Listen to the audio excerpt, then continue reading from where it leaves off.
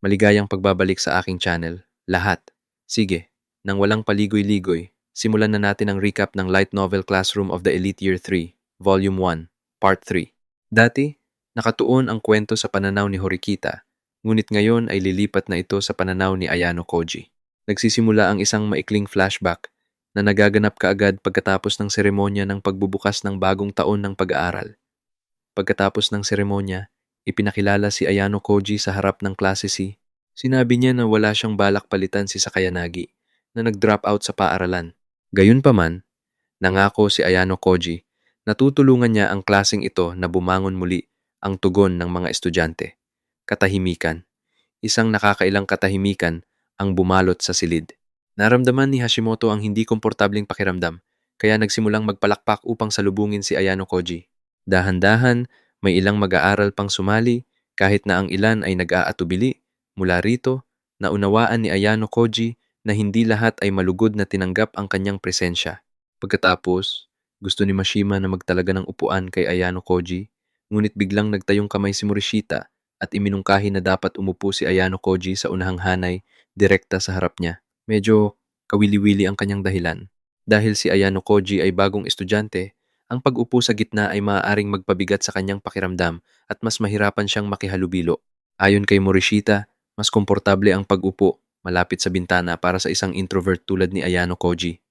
Ang dating nakaupo sa upuang iyon ay lumipat, kaya may bakante para kay Ayano Koji.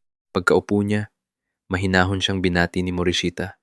Samantala, sinimulan ni Ayano Koji na obserbahan ang kanyang bagong klase. Sa kaibuturan ng kanyang isipan, naramdaman niyang mas mabilis na nakibagay ang klaseng ito kumpara sa klase ni Horikita. Habang malalim ang kanyang pag-iisip, may narinig siyang malambing na tinig mula sa likuran. Tinanong siya ni Morishita kung ano ang iniisip niya. Simple lang ang kanyang sagot. Sinabi niyang iniisip niya ang hinaharap. Nang marinig iyon, binigyan siya ni Morishita ng isang kakaibang mungkahi.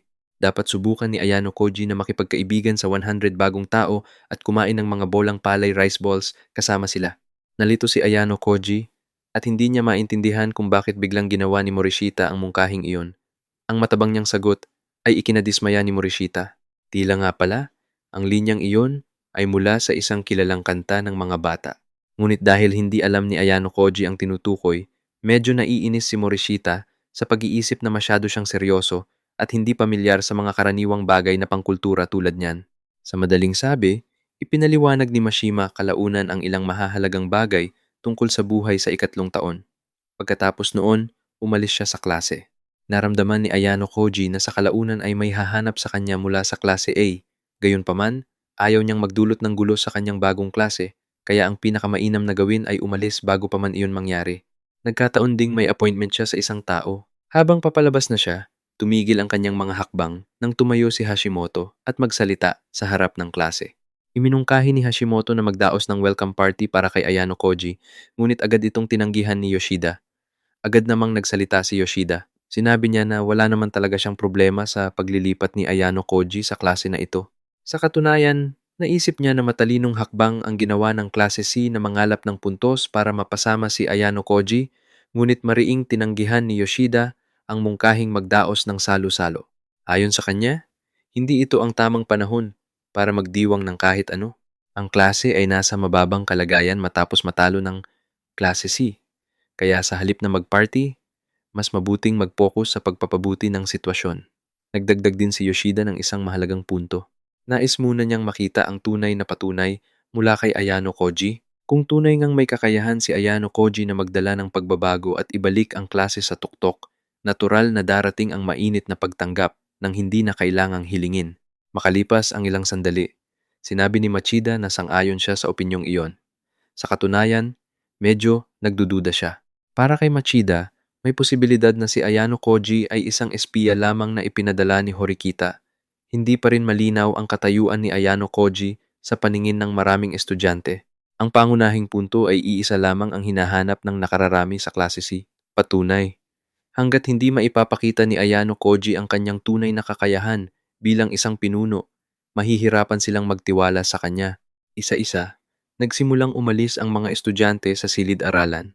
Masasabi na nag-aatubili silang lumahok sa isang salo-salo ng pagtanggap na sa tingin nila ay hindi naman angkop. Ngayon, Sina Ayano Koji, Hashimoto, at Morishita na lang ang natira.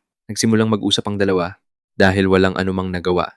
Hindi pa rin gaanong mahalaga ang presensya ni Ayano Koji sa paningin ng karamihan sa mga estudyante. Nagsimulang magtaka si Ayano Koji kung ibang tao tulad ni na Ichinos, Kushida, o Hirata ang lumipat sa halip na siya. Pareho rin kaya ang pagtrato sa kanila?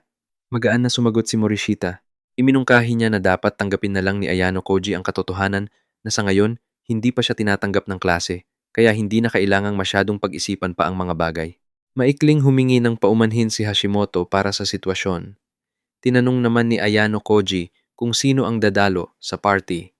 Ngunit sabi ni Hashimoto, hanggang ngayon, siya lang ang nagbabalak na pumunta. Sinubukan din niyang imbitahan si Morishita, ngunit agad niyang tinanggihan ang paanyaya. Sinabi ni Morishita na ayaw niyang makisama sa isang traidor tulad ni Hashimoto at wala rin siyang interes na makipalagay sa isang pinaghihinalaang espiya, si Ayano Koji. Bukod pa rito, nabanggit ni Morishita na may sarili siyang pakikipagsapalaran sa paligid ng paaralan at bigla na lang siyang tumakbo, iniwan silang dalawa. Medyo nalito si Ayano Koji sa ibig niyang sabihin sa pakikipagsapalaran, pero pinayuhan siya ni Hashimoto na huwag masyadong seryosohin ang sinabi ni Morishita. Nagpatuloy silang naglalakad papunta sa kapehan. Habang naglalakad sila, sa wakas ay inamin ni Hashimoto na hindi niya inasahan na talagang lilipat si Ayano Koji sa klase niya, lalo na matapos bayaran ng bayad sa paglilipat na nauubos sa lahat ng ipon niya. Sa daan, paulit-ulit siyang nagreklamo tungkol sa perang nawala sa kanya. Medyo naabala si Ayano Koji sa dalas ng pagrereklamo ni Hashimoto tungkol sa pera, pero ipinaliwanag pa rin niya na kung gusto mong makaraos hanggang sa pagtatapos sa Class A, kailangan talagang tumaya ng ganoon. Ang perang ginastos ni Hashimoto ay isang pamumuhunan para sa kanyang kinabukasan. Sa totoo lang, sinadya ni Ayano Koji na isulok si Hashimoto. Binigyan niya ito ng dalawang pagpipilian, bayaran ang bayad sa paglilipat o hindi kailanman makikipagtulungan sa kanya si Ayano Koji. At malinaw na nauunawaan ni Ayano Koji na dahil si Hashimoto ay nakahiwalay na sa isang bahagi ng klase, ang pagkawala ng kanyang suporta ay hindi isang opsyon na kayang akuin ni Hashimoto. Sa kalaunan, inamin ni Hashimoto na naniniwala siya na hahantong ni Ayano Koji ang klase sa Class A. Ipinahayag pa niya na hihila niya si Ayano Koji sa gitna ng entablado upang masaksihan ng lahat ng personal ang kanyang kakayahan, ngunit hindi nangako si Ayano Koji. Sa kaibuturan ng kanyang isipan, mayroon siyang sariling mga layunin na siya lamang ang nakakaalam. Lumipat ang kanilang usapan sa paksa ng tiwala. Hinala pa rin ni Ayano Koji na baka ipagkanulo siya ni Hashimoto balang araw. Ngunit mariing itinanggi iyon ni Hashimoto. Ayon sa kanya, masyado na siyang namuhunan para umatras ngayon. Sa wakas, naniwala sa kanya si Ayano Koji at handa nang ibahagi ang ilan sa kanyang mga plano sa hinaharap. Bago pa man sila makarating sa kapihan, inimbitahan ni Ayano Koji si Hashimoto na sumama sa kanya. Ngunit sa kanyang gulat, nalaman din niya na hindi pa gaanong kalayo si Morishita. Nakatambay siya at nakikinig mula sa malayo. Tinawag siya ni Ayano Koji at inimbitahan na sumama. Humanga si Morishita na naramdaman ni Ayano Koji ang presensya niya kahit na sinubukan niyang magtago.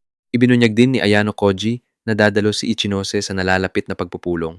Nagulat si Hashimoto nang marinig ang pangalang iyon, ngunit hindi si Morishita. Ang kalmado niyang reaksyon ay lalo lamang nagpagulo kay Hashimoto dahil tila mas marami nang alam si Morishita tungkol kay Ayano Koji kaysa sa kanya. Matapos nilang mag-usap na tatlo kanina, nagpatuloy sina Ayano Koji, Hashimoto, at Morishita sa kanilang magaan na pag-uusap sa isang kafe. Hindi nagtagal, dumating si Ichinose, kumaway, at sumali sa kanila. Natural ang presensya niya, na parabang hindi seryoso ang kasalukuyang sitwasyon. Nang makita niyang kalmado ito, agad na hinala ni Hashimoto na baka alam na ni Ichinose ang tungkol sa paglilipat ni Ayano Koji sa klase C. At nga, tumango si Ichinose bilang kumpirmasyon. Hindi doon nagtapos ang hinala ni Hashimoto. Hinala rin niya na malamang alam na ng maaga ni Morishita na alam ni Ichinose ang lahat ng ito. At muli, tama ang hinala niya. Inamin ito ni Morishita. Medyo naiinis si Hashimoto dahil dito. Pakiramdam niya ay siya pa lang ang huling nakakaalam ng isang mahalagang bagay. Lalong tumindi ang kanyang kuryosidad. Nagtaka siya kung paano nalaman ni Ichinose nang mas maaga.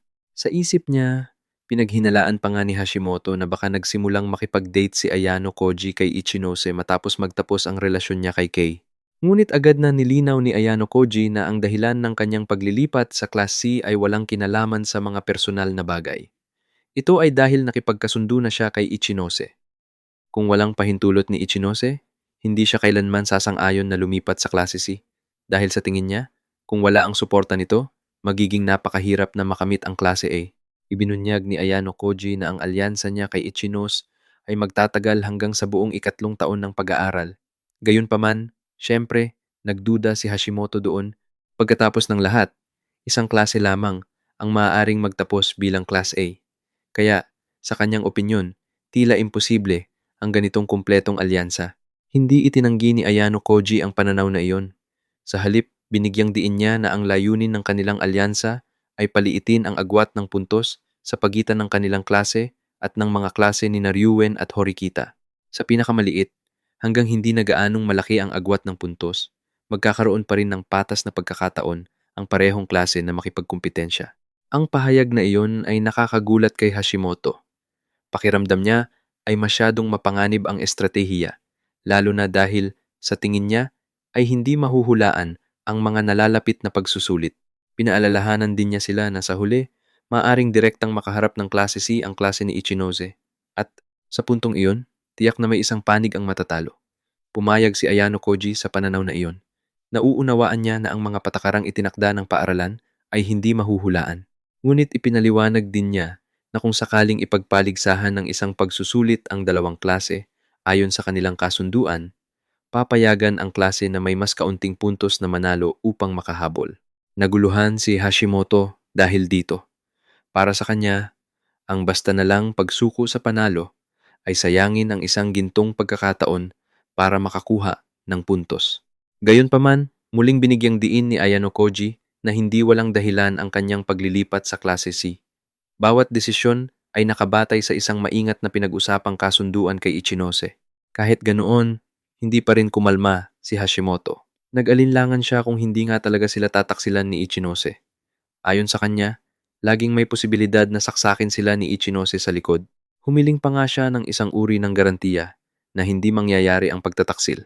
Naiintindihan ni Ichinose ang pag-aalalang iyon, ngunit ipinaliwanag niya na sa ngayon, wala nang ibang pagpipilian ang kanyang klase kundi makipagtulungan kay Ayano Koji.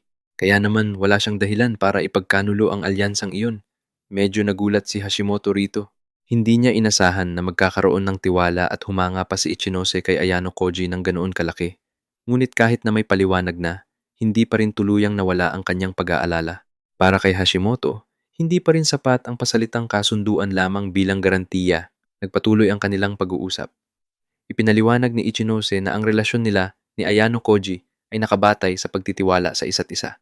Para sa kanila, kahit na pasalita lamang ang kasunduan, ang tiwalang nabuo na ay itinuturing ng sapat na matibay bilang pundasyon ng kanilang kooperasyon. Gayunpaman, mukhang nalilito sina Hashimoto at Morishita sa ganitong pag-iisip. Sinimulan ng ipaliwanag ni Ayano Koji na ang alyansang kanilang binuo ay nag-aalok ng maraming pakinabang. Hindi lang ito tungkol sa kooperasyon sa panahon ng pagsusulit, kundi pati na rin sa pagpapalitan ng impormasyon. Sa mas malawak na saklaw ng impormasyon, magiging mas pinong-pino at mas nababagay ang kanilang estratehiya. Sa huli ay naintindihan din ito ni Hashimoto, ngunit ipinahayag pa rin niya ang kanyang pag-aalala. Sa kanyang pananaw, kung malalantad ang alyansang ito, malamang na bumuo rin ng katulad na alyansa ang klase ni Ryuen at ang klase ni Horikita. At maaaring maging napakasama iyon para sa kanilang kasalukuyang posisyon. Gayunpaman, agad na itinakwil ni Ayano Koji ang palagay na iyon. Naniniwala siya na hindi iyon mangyayari. Pareho si Ryuen at Horikita na mga individual sa tuktok na parehong may matinding ego sa pamumuno. Tiyak na magkakompetensya ang dalawa, hindi magtutulungan. Bukod pa rito, kulang ang tiwala sa pagitan nila at kung ipipilit ang ganoong alyansa, laging may posibilidad ng pagtataksil.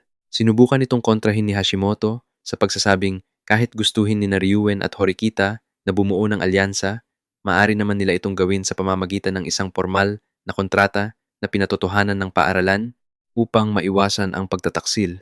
Ngunit doon nga nakasalalay ang kahinaan. Ayon kay Ayano Koji, ang ganitong kontrata ay lalo lamang maglilimita sa estratehikong kakayahan nilang umangkop.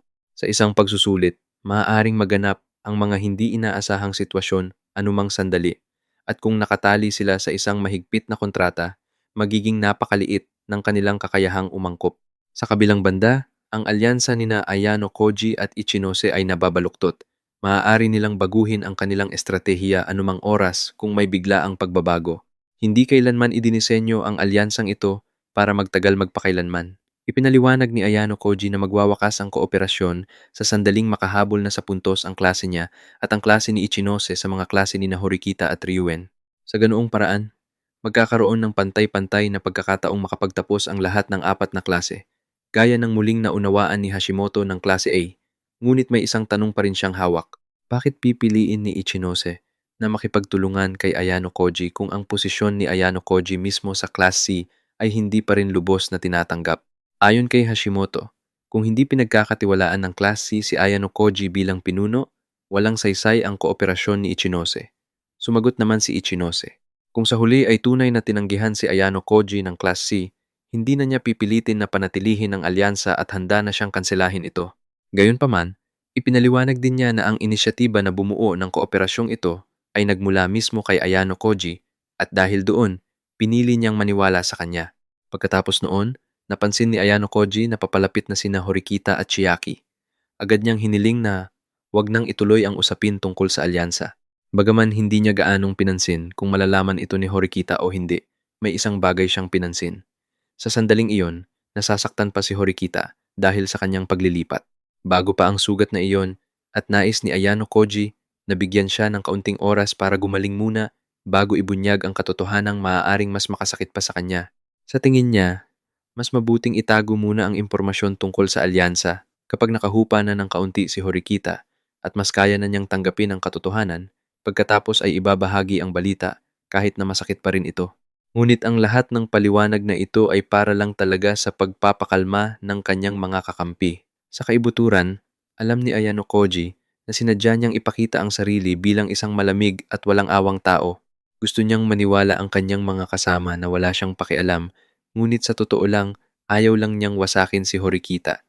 Gusto niyang patuloy na umunlad si Horikita.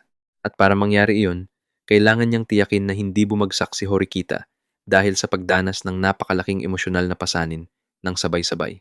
Iyan ang dahilan kung bakit kailangang manatiling lihim ang alyansa, hindi bababasa hanggang sa tunay ng makabangon si Horikita. Kaya, iyan ang buod ng bahagi 3 mula sa Tomo 1 ng light novel na Classroom of the Elite Year 3.